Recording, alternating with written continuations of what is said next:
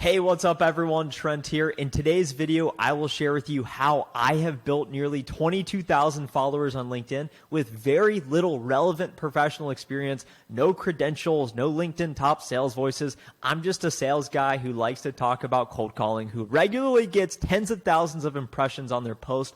Hopefully, as a result of watching this video, you find the confidence to start posting yourself, or maybe you learn a few new pieces of information from someone else in the game so that you can get more views, impressions, followers on your LinkedIn or whatever it is you're trying to do. Tip number one is to not engage or comment on other people's posts. Conventional wisdom that influencers say is go like and comment other people's stuff and you will magically grow as a result. The reason they give you this advice is because you're more inclined to then go follow them and like all of their stuff, which actually benefits them and does not help you grow whatsoever. Maybe if you drop a fire comment, someone sees your name, they like it, and they go check you out, but most of the engagement is going to the person who's actually contributing the post on the feed. So rather than spending your valuable time reading the feed, I rarely scroll the LinkedIn feed. I'm spending that time thinking about what can I post on that feed, and all of my time spent on LinkedIn is going to be then replying to the people who comment on my stuff.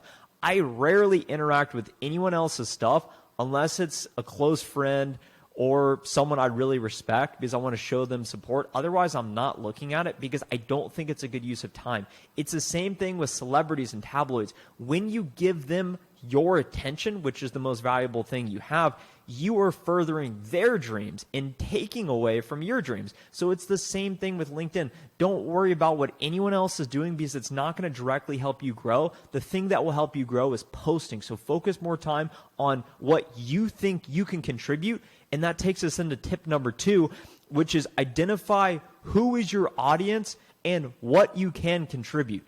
If I turn up on LinkedIn and say, hey, here's financial advice, don't buy a house, don't invest in 401k, people are going to look at me and say, okay, well, Trent, you may make a lot of money, but you're not wealthy, you're still an employee, you have less than 5 years of work experience. Why would I take financial advice from you? And I would agree if you're thinking those things. I'm not the right person to be given financial advice. It's someone that has been in financial services for 20, 30 years that manages people's money professionally or who has a business.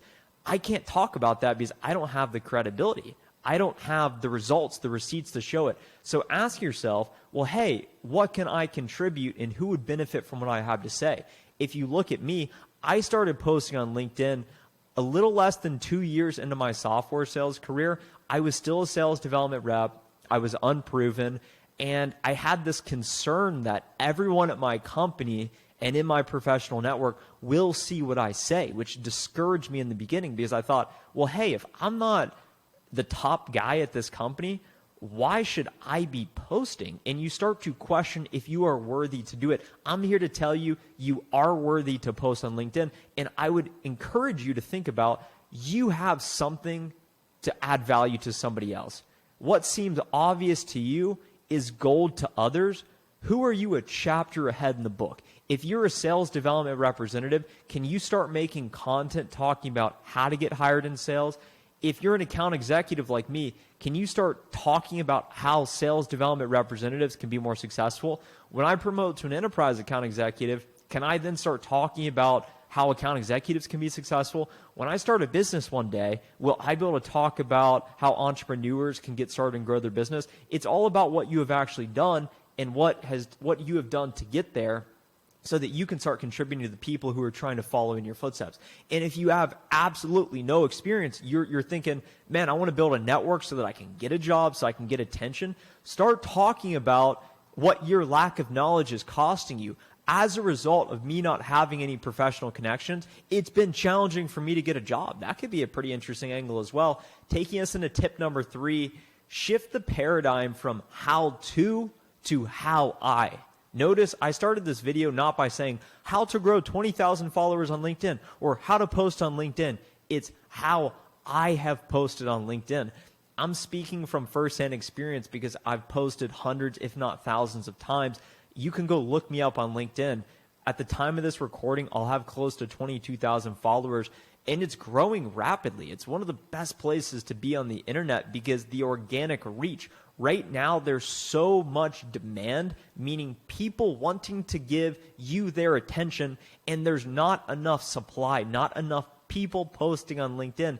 And when there's that arbitrage like there is on TikTok, it's easier for you to grow because there's not as many people using it to try and build brands or audiences. People still think, I'm going to get on LinkedIn and send voice messages and send LinkedIn in-mails. I think it's a great tool for recruiters. I think salespeople, you have your target audience there. You have these executives, they hang out, they spend time there. I think there is that opportunity. It's like the feeling of Instagram. Hey, I could use this as a dating tool. So there's that excitement to it. I could generate pipeline and hit sales revenue with LinkedIn. I do not use it to generate revenue, besides from my online business interests, in which I'm trying to convert that attention with my distribution. I have distribution. I can put something up there and it will reach thousands of people. I can put a link to one of my cold calling guides and say, hey, if you want to learn how to cold call, click on this link.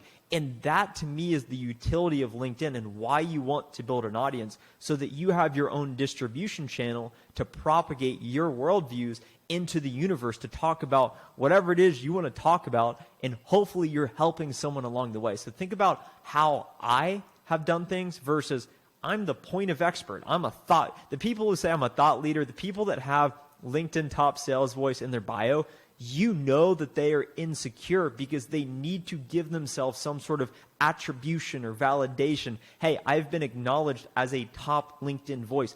What does that actually mean? What do any of the status symbols or the virtue signals mean? It's all these different ways of associating where I find my sense of value from. So if you find it within and you talk about what you're actually feeling inside and thinking inside, how I am doing things, it will resonate with people because nobody can replicate who you are because you're a unique individual. Tip number 4, don't worry about sounding smart or proper. I'll sometimes post grammar errors. I posted Kool-Aid the other day. You should swim in the company Kool-Aid. I spelled Kool-Aid wrong and people kept telling me, you spelled Kool-Aid wrong. And I said, I don't care. I'm not worried about sounding proper. I'm worried about sounding how I normally talk, because typically what people see on LinkedIn are these companies and they say all of these messages that you know it sounds like a robot has said it. Although these AI robots, they sound pretty human. But most of these companies, you can just tell that it's someone who doesn't like their job, that doesn't get paid much, that's saying, hey, we love the brand. You should go visit one of our retail locations and buy one of our goods that we import from China. You're going to absolutely love it. It's exactly what you need. Talk like you normally talk. Talk like you're texting someone. And I think it just resonates more with people because it comes across as authentic. So don't worry about trying to sound too smart. Talk about things you don't know. Talk about what's going on in your day-to-day, your successes, your failures, your experiences, and speak from first-hand experience. And that's what I've always tried to do. Tip number 5, it will feel like nobody is listening in the beginning, which will hurt, but keep posting anyway. When I first started posting on LinkedIn, I got made fun of. I knew people at I still see, I can look at the analytics. I'll get tens of thousands of views, and I'll see 1,000 people from my company have viewed it. I'll go look at the engagement, and it'll be like 50 likes. And I'm like, okay, so 950 people have seen this but have not engaged with it, when in reality, if everyone at one's company propped one another up, it would actually make the company more valuable because there would be more brand association with that company, and with there being prosperity and collaboration amongst the reps, buyers would feel that, other people, it would be a way to attract talent. And I think it would also be a way to instill camaraderie and potentially attract more customers. So it's mind-boggling to me why people at other people's companies, so your colleagues, do not engage with you. It must be due to some sort of them just not seeing the bigger picture, some sort of jealousy, them just saying, okay, you know what, I'm just not going to like it, maybe because they don't like what you're saying. I always try and like my colleagues' post, even if it's some company Kool-Aid post, which I don't normally do, but I think is important and I appreciate them doing that. I still like it anyway. So people will see your posts that know you, that are gonna judge you for what you have to say, and it's more of a reflection of their own self than what they actually think of you. So for example, I see people's posts on LinkedIn. There's one guy in particular, Stud. He's always promoting his website and trying to sell the products. And it used to eat at me. And I don't know if it was insecurity, but I would think, why is he always doing this? And it would make me feel something. I would tense up. And then I realized, you know what? I respect it. So I started liking and supporting it because there's infinite likes to give out. If I like someone else's post, that doesn't take away from my ability to get likes. If anything, it's going to help it. So when you keep likes to yourself, think about that. Think about that dichotomy of competition and how scarce that mentality actually could be. In the beginning, the reason I share this is because you will get no likes. I used to post, if I got 10 likes, that was a success. I remember if I got 20 likes, that was a big post. If I got 50 likes, that was mind-boggling. Now, if I will never not get at least 100 likes, and sometimes I'm pulling a couple hundred likes, and I'm not saying that's a lot by any means, but the reach this dude can have just typing into his computer saying, hey, it's Friday afternoon, one call away from being successful. That's it. That's all you got to do, and you're going to pull 50,000 likes. It's insane. And then put a link to your cold calling guide in there. Now you're making real money, and that's the game of LinkedIn. That is why posting matters, because it does not matter if you're a top performer if nobody knows who you are. So it's going to create new problems in your life because you're going to start getting attention, and people are going to start questioning you. Naturally, that will lead you to question yourself. So surround yourself with other like-minded people who are posting, who are propping one another up, who respect the grind, who reach out and say, hey, I noticed that you posted this link to this repview.com to salaries. Are you getting an affiliate there? How are you thinking about monetizing this attention? Those are the people I'm surrounding myself with. I love posting on LinkedIn. I'm going to continue to post on LinkedIn. If we're not already connected, I'll put a link in the description below to go connect with me. I'm not asking you to go like or comment my post, but I have a feeling as a result of all this value I've transmitted today that you're going to want to go like and support some of my stuff. It's called the law of reciprocation. So if you add genuine value to people online, they're going to feel more inclined to want to help you back. That's the game. I'll see you on LinkedIn.